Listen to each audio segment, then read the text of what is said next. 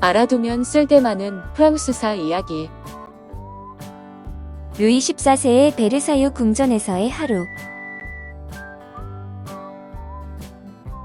베르사유 궁전.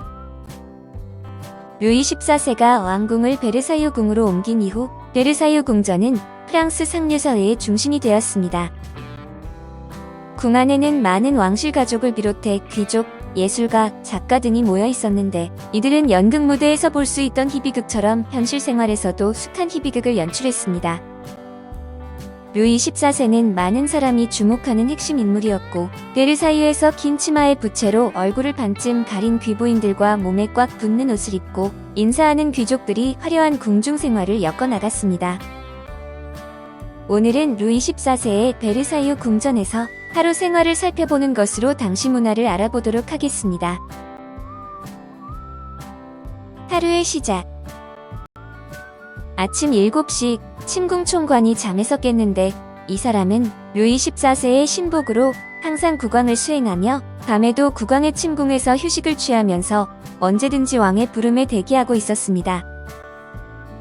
그는 하인을 불러 조용히 불을 끄고 커튼을 걷어 총관의 침실을 정리하게 했는데 일이 끝나는 데는 30분 정도가 걸립니다.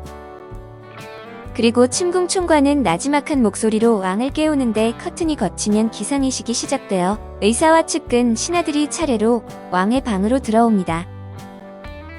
의사가 먼저 왕의 몸을 살피면 왕은 침대에서 일어나 사람들을 접견하면서 머리를 만지고 단장을 하는데 모든 과정은 아련하러 온 사람들 앞에 그대로 노출이 됩니다. 접견이 모두 끝나면 거의 9시가 넘는데 왕은 잠옷을 입은 채로 신을 벗고 아침을 먹게 됩니다. 아침을 먹은 뒤에 왕세자나 높은 귀족이 왕의 옷 입는 시중을 드는데 왕은 의자에 가만히 앉아있으면 느리고 번잡한 과정으로 왕의 옷을 갈아입혀줍니다. 그리고는 고심 끝에 고른 가발을 쓰고 무릎까지 오는 타이트한 옷을 입는데 가발은 몇 개의 옷장을 다 채울 정도로 많으며 국왕이 원하는 대로 고릅니다. 하의는 꽉 끼고 상의는 각종 액세서리를 많이 달아 유난히 화려하게 보이는데 의복을 갖춘 후 왕은 기도를 하고 기도가 끝나면 일을 시작합니다. 국왕은 사무실에서 일을 하고 밖에는 가득 들어찬 사람들이 그를 우러러보고 있는데 그들은 국왕을 아련할 준비를 하거나 국왕을 만나볼 기회를 얻기를 희망하는 사람들입니다. 오후 1시에 사무를 마친 국왕은 양쪽으로 길게 서서 예를 갖춰 인사하는 사람들 사이를 지나가는데 사람들은 예의를 엄격하게 지키면서도 국왕이 자신을 주목해 주길 바랍니다. 이를 위해서 시종에게 뇌물을 주고 제일 앞줄에 서기도 하는데 간혹 루이가 발걸음을 멈추고 이 사람들에게 몇 마디 인사말을 건네지만 보통은 점심을 먹으러 바로 침궁으로 향합니다.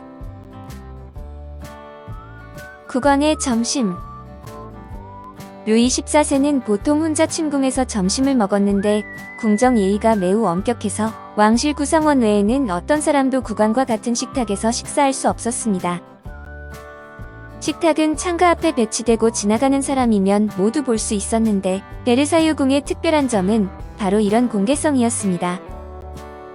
수도사 외에 모자와 사브르를 차면 누구나 왕궁에 들어올 수 있었고 국왕이 외출했을 때는 그의 침궁에도 들어가 볼 수 있었으며 베르사유 정원도 경축 행사 외에는 완전히 개방을 했습니다.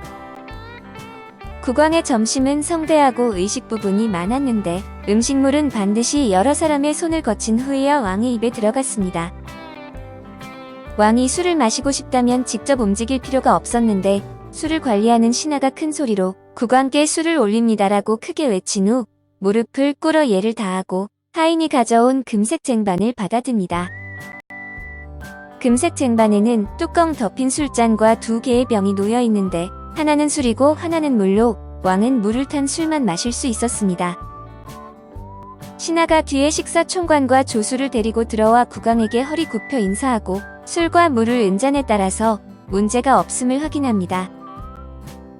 이어서 술관리 신하가 다시 왕에게 무릎을 꿇고 술잔의 뚜껑을 열어 물을 부으면 왕이 술을 따르고 술을 관리하는 신하가 빈 쟁반을 조수에게 넘기면 조수는 술 탁자로 옮겼습니다.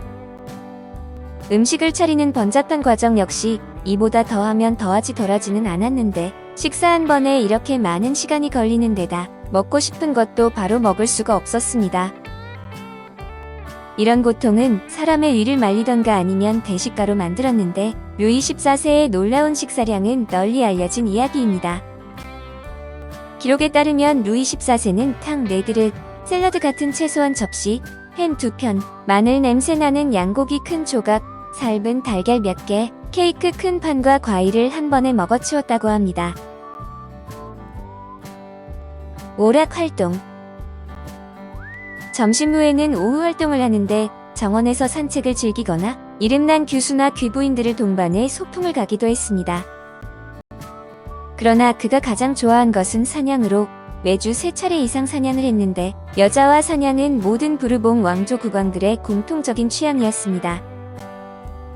오후에 돌아와 저녁 7시 전까지 왕은 일을 처리한 후 정부에게 잠시 들리게 됩니다.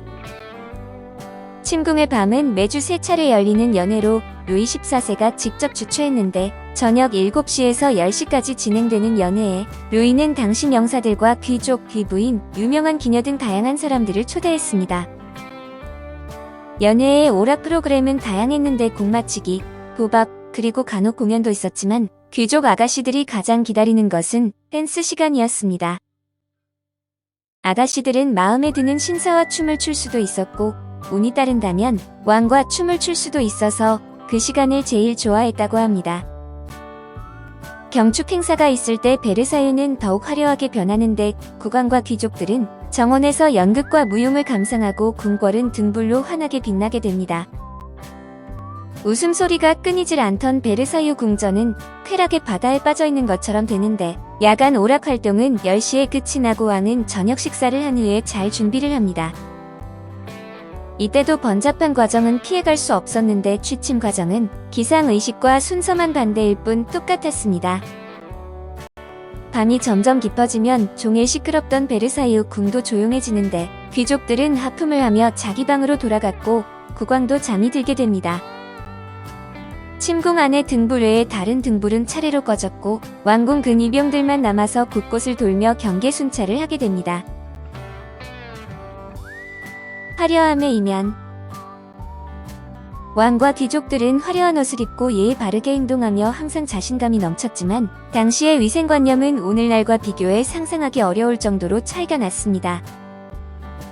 귀족들은 왕궁의 귀퉁이 아무 곳에서나 소변을 보았는데 그 악취에 코가 마비될 정도였으며 개인 위생 상태도 별로 다르지 않았습니다. 루이 14세는 씻는 일이 거의 없었으며 세수도 손에 물 몇 방울 묻히는 수준이었고 앙리 4세 때 포크가 도입되었지만 루이 14세는 손으로 먹는 것을 더 좋아했습니다. 그의 식탁에는 칼과 자신의 손만 있으면 되었는데 끼니를 챙겨 먹을 때마다 그의 두 손은 기름 범벅이 되었습니다. 루이 14세는 간혹 손잡으로 공유공과 같이 식사를 할 때가 있었는데 포크 사용법을 배운 손자에게도 포크를 사용하지 못하게 했답니다. 남자들에 비해 여자들은 좀 깨끗한 편에 속했지만 그래도 비위생적이긴 마찬가지였는데 당시 귀부인은 숨이 막힐 정도로 몸에 향수를 잔뜩 뿌리고 다녔습니다.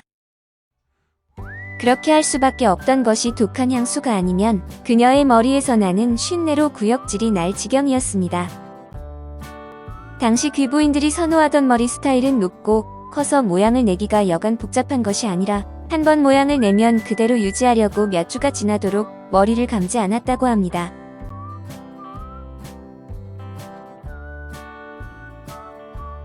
루이 15세와 퐁파두르 부인으로 이어집니다.